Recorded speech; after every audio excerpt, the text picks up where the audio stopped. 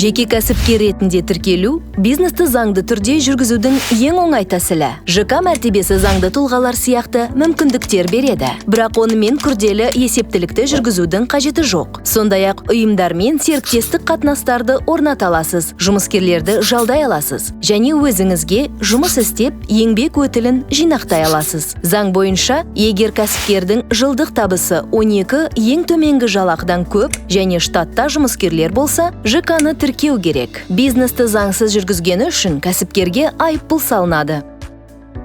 Заңды тұлғаларға қарағанда ЖК-де салық пен есептер аз. Мысалы, жалпыға бірдей белгіленген режимде ЖШС жылына табыстың 20%-ын, ал ЖК 10%-ын төлейді. Жеке кәсіпкерлер кейбір жағдайларда, мысалы патентті пайдаланған кезінде, бухгалтерлік есепті жүргізбеуі мүмкін. ЖШС-ны тіркеу үшін құру туралы шешім, құрылтай шарты, жарғы және директорды тағайындау туралы бұйрық қажет. Ал жеке кәсіпкер болу үшін жеке куәліктің болуы жеткілікті.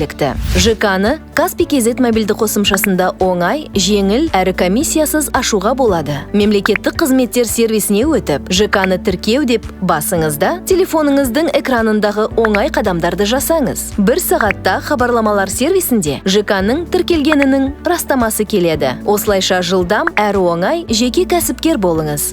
Енді өз ісіңізбен заңды түрде айналыса аласыз. Бизнесті кеңейтіп, басқа компаниялармен серіктестік өзара қатынастар орната аласыз.